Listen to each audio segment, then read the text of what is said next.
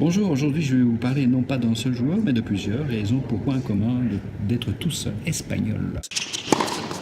Jeu, 7e match.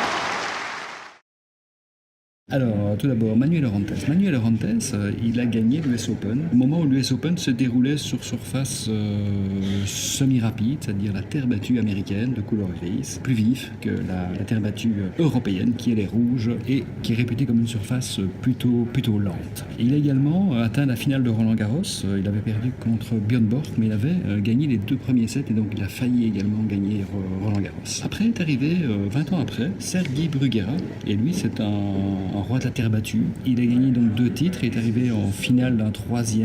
Il avait perdu contre le mythique brésilien Gustavo Kuerten. Quelques années après, 3-4 ans après, il y a Ferrero qui est arrivé, qui lui aussi était espagnol. Un joueur plus classique, il donnait du rythme, donc on pourrait dire quasi que c'est un attaquant du fond de court. Il prenait la balle très tôt et il a été un des rois de la terre battue. Il a gagné une fois Roland Garros. Et puis après est arrivé le vrai roi, Rafael Nadal.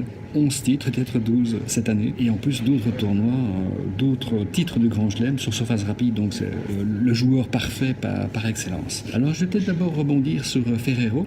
Moi je l'avais vu dans la vie réelle, donc c'était je pense en 2004 ou 2005, au tournoi de Roland Garros, et là j'avais pu constater à quel point il y avait quelques joueurs, dont Ferrero, faisait partie de ceux qui étaient mentalement prêts à aller jusqu'au bout. Et on sentait dans leur regard qu'ils ne jouaient pas qu'un match, mais qu'ils jouaient le tournoi, et qu'ils jouaient sur le temps long. Contrairement à d'autres joueurs où on sentait bien qu'ils étaient là, ils participaient au cirque, certainement ils cherchaient le prize money, ils cherchaient d'aller en quart demi-finale, demi-finale, mais on sentait dans leur regard qu'ils n'y croyaient pas vraiment. Et donc je pense qu'il y a vraiment 2 catégories de joueurs sur le circuit, en tout cas sur le circuit masculin, ceux qui sont capables de gagner le tournoi de Grand Chelem et les autres. Et c'est assez marrant, on le sent.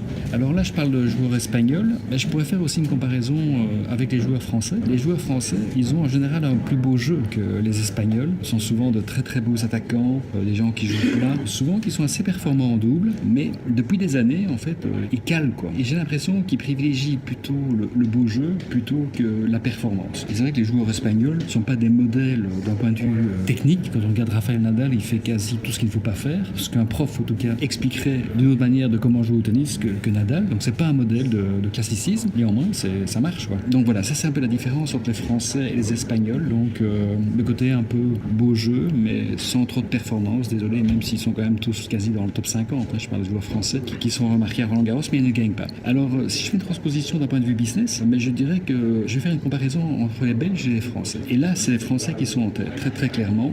Les Français, en fait, maîtrisent mieux les techniques de vente que les Belges. Déjà, ils maîtrisent mieux la langue française et la rhétorique. Ils maîtrisent le fait aussi, ils ont eu la chance d'être formés à l'école et en entreprise, aux techniques de vente, mais surtout, ce sont des vrais guerriers.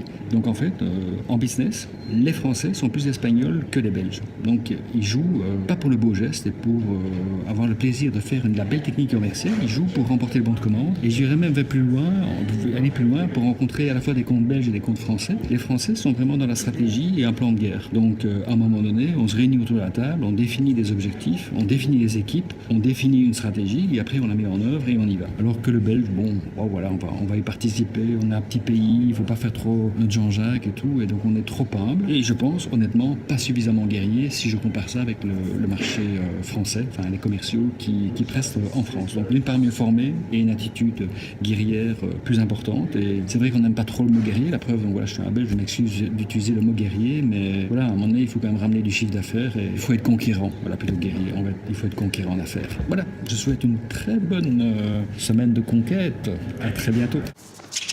You can't be serious, man. You cannot be serious!